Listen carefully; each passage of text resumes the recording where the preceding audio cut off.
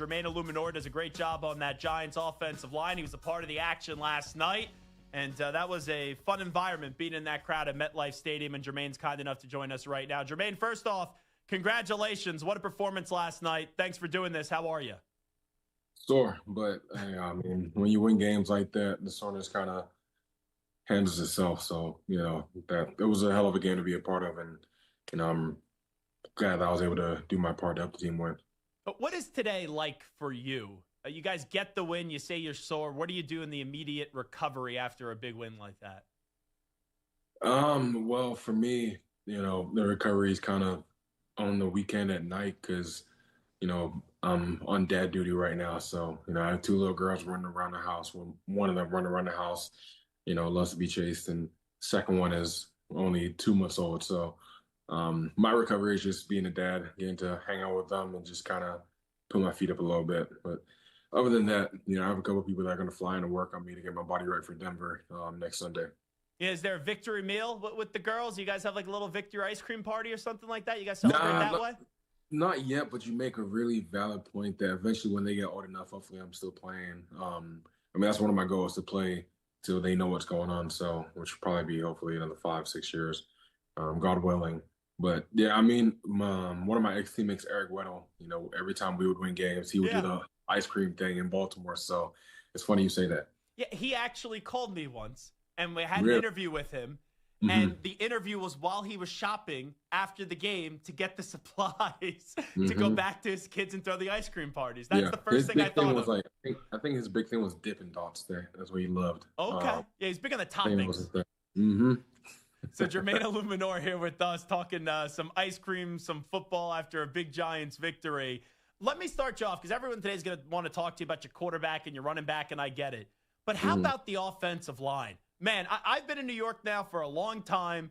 Last 5, the line stinks. The line stinks. You guys played a heck of a game last night up against the Eagles. Yeah, I think it's just a combination of the work that we put in throughout the week and the work we've been putting in, since we got back in April. And getting AT back, who's, in my opinion, if not the best left tackle in the league when healthy, is a tremendous boost for us also. But individually, we're all great players, AT, Runyon, Schmidt, who's, really stepping up this year and, doing his thing, which is cool to see. GV, me, I believe I'm one of the best in my position too. I prove that week in and week out. But, there's no reason why this O-line can't be a dominant offensive line. And I think people are starting to see that now. And we're starting to play a brand of football, which offensive linemen love, downhill, tough, physical, get in your face, hit you in the face, throw it over the top with Dart, let Dart just be the magic man back there. And, it's a fun time to be a part of the organization and be an offensive lineman here. Yeah, and that's the thing. These last 2 victories, the Chargers and then beating the Eagles, it's fun. It's new life. It's some energy. Giants fans are smiling again.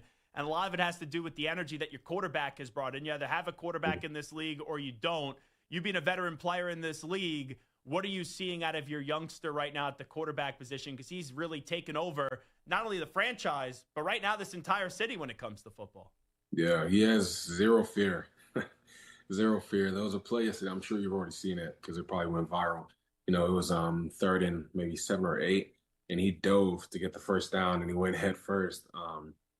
Obviously he didn't mean to launch himself, but that's just goes to show how committed he is to winning and how bad he wants to win. That he's willing to just dive forward to get the first down to, continue the drive. And that just shows his determination, the swagger he plays with. And like I said, the fear that he does not play with. He has zero fear, goes out there, acts like a 10-year vet. And, the offense is his, the team is his. And, like I said, the offensive line, we feed off his energy and having him in the huddle, the composure he carries himself with, and just the swagger he plays with. Him and Scat have been huge for this little turnaround that we have. But, we knew what was going to happen once he got in the huddle, and that's no offense to anyone. Dart just has a different aura about him that you knew once his time came, he was going to just take off, and I think that's what everyone's saying. And then how about on 3rd down? For a youngster to get in that quickly, a rookie in his 3rd NFL start and just be automatic on 3rd down, those are the crucial plays. That's the difference between winning and losing games. 100%. I think that just goes back to the kid has no fear at all, but he's also really smart. He's really intelligent. He studies his playbook inside and out. He watches a crap ton of film, and the way he gets himself ready for Thursday, Sundays, it's really cool to see a young guy taking that step and really preparing himself to go out there and take advantage of the opportunities that he's getting. And, he's maximized everything that he possibly could and more. And like I've been saying it all day, I've been saying this since I see him in OTA, the sky's the limit for him. And there's no reason why he can't be a humongous star in this league. Jermaine Eluemunor here with us from the New York Football Giants. What a win last night up against the Philadelphia Eagles to kick off Week 6 of the NFL season. I can't curse on this radio show because we're on the radio, and I mean this in the best way possible, and I love Cam Scatterbo going back to Arizona State, and I mean this in a positive way. He's one sick mofo. That guy, you guys just got to be so fired up with having that dude on your football team. Oh, 100%. The energy he brings, I don't even know how to explain it. I mean, I don't know how to describe him. It's just that's the type of guy you want behind you as offensive lineman running that ball. And, with no fear, just like Dart, gonna get every single yard that he possibly can and more, and he's gonna fight for every single inch. And with a guy like that, that all you have to do is make a slight, he'll make you better as offensive lineman, but he'll also make you right. And, he's a hell of a running back. I'm glad he's on my team too. What do you think the identity is of this team right now? With what you've been able to accomplish the last few weeks, what are the identity that the New York Giants have kind of been building over the last few weeks? I say a tough, gritty, determined team whose record doesn't show just how good they are, but I think in the end it will. I think that, the more confidence we start playing with, the more swagger we start playing with, and the more grit we start playing with, which everyone's seeing, that, it's only going to get better and better. And, we have a tough schedule, obviously, with the teams coming up. But, with 6, with 44, with the offense we have, with the O-line, with the young guys we have stepping up and the defense we have, there's no reason why we can't be in every single game and be competitive and win. So, no, that's the expectation. And then being in the locker room last night after the game and talking to Jaxson at least, and then seeing what Cam had to say, it's rare to have rookies with this much confidence and not only be able to talk big, but then back it up on the field. And you're seeing that right now with both of those guys, that they got a certain confidence in them. It takes special people to turn this organization around. And it seems like those are two great pieces to really lead this organization into this next chapter. Oh, 100%. I mean, it all starts with the quarterback. It doesn't matter who you have, a tackle, guard, center, receiver, tight end, D-line, corner, safety. It doesn't matter. It all starts with the quarterback. And, I think that we're seeing just how great Dart is. And he's only going to keep getting better and better. And like I said, I'm glad that I finally get to block for him and just be a part of that. Last night, the toughness is what really stood out to me. And you guys were wearing down the Eagles. And I was just watching it, and I hate to say that a team quit, but it's almost as if you made them tap out. Did you kind of feel that in the game last night as you guys were in the fourth quarter?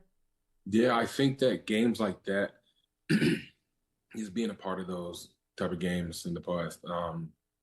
It's all about just how determined you are, and I feel like we were the more determined team yesterday to really go out there and get the win. I think we were way more hungry than them, but also in that fourth quarter, going on that 7-minute drive to close the game out, that was probably one of the coolest parts of my career so far, because every offensive lineman just dreams of going like a 4-minute drive to win a game like that. And, to be able to take a knee after being out there for 7+ minutes was dope as hell. But I think that the physicality that we're playing with now, the physicality that Scat's playing with, that Dart's playing with, is really starting to mesh and energize this team. And you can see it on the D-line too, on defense in general, on special teams. Like, everything's starting to click for us, and it's really cool to see. And it's just like how our Coach Dave said, we're getting into it's just say it's like a 400-meter sprint.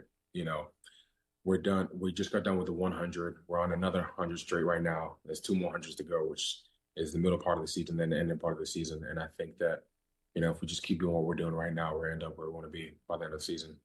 I know right now, Jermaine Eluemunor, you're an American Cancer Society ambassador this season. You're proudly supporting the fight against cancer, and you're gearing up for the annual holiday giving event with the Tom Coughlin Fund supporting children battling cancer. we know what your owner, unfortunately, is going through. We saw him in the locker room last night, John Mara, getting the game ball.